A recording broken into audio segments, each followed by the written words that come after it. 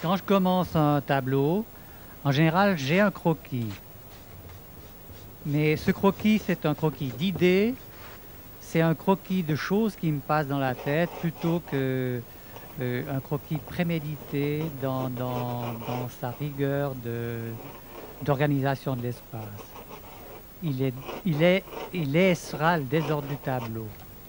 Parce que la couleur qui va venir directement derrière sera une couleur neutre, jetée dans un certain désordre, sans beaucoup de rigueur, mais la direction prise par la couleur ou donnée par la couleur par moi sera une détermination, une piste à suivre qui a son importance. Ce sera le chaos du début du tableau. Un chaos que je devrais respecter parce qu'il sera tout au long de l'évolution la base d'une matière qui sera conduite jusqu'à la fin du tableau, respecter une directive, respecter cette matière de base, c'est nécessaire à mon sens parce que la décision que je prends par rapport à l'évolution de la toile, elle est toujours en fonction de ce qui se passe sur la toile et non pas de ce qui s'est passé sur le croquis avant. Le croquis, comme je l'ai dit avant, il est là pour me donner des repères, il est là pour me donner les premières notions, mais après, il ne compte plus. C'est l'évolution, elle se passe sur le tableau, et c'est ces directions de couleurs qui vont engendrer des imprévus qu'il faudra préserver partiellement parce qu'ils seront, eux, euh, d'une importance capitale, hein.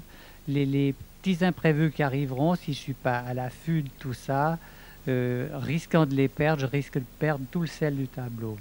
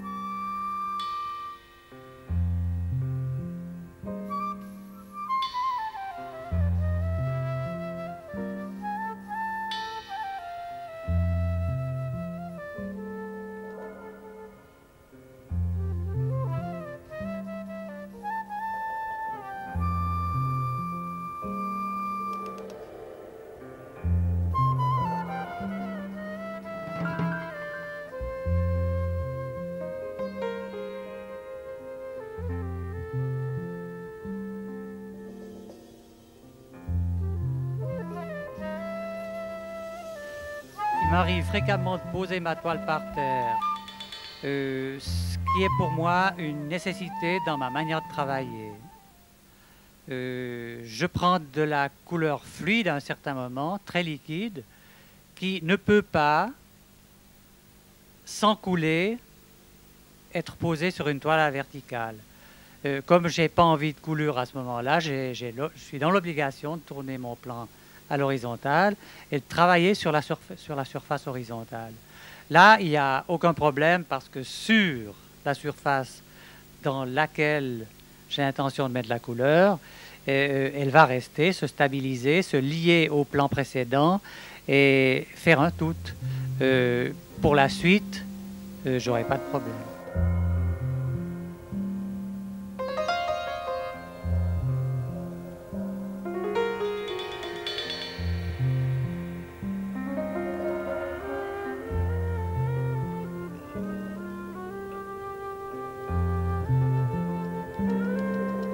Disons que dans cette toile-là, le sportif passe un peu au second plan.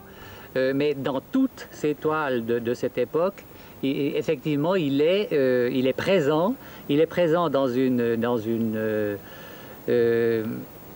réalité relativement spectaculaire, vitale, vivante, dynamique.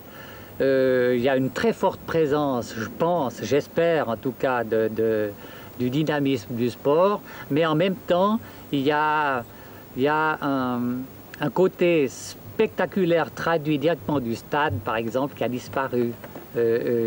C'est probablement dû effectivement aux 20 ans de peinture non figurative qui ont existé auparavant, parce que là, forcément, à cette période-là, la préoccupation était différente. Hein.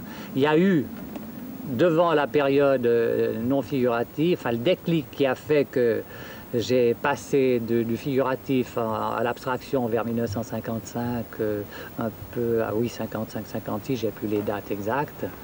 Ce déclic a été une sorte de découverte de l'autonomie de la forme, l'autonomie de la couleur, un certain langage de la couleur.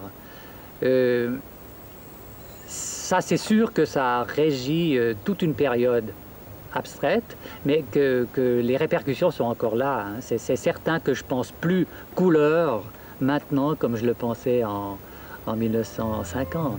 Ça, c'est sûr. Hein. Et ça, je pense effectivement que c'est dû à la période non figurative.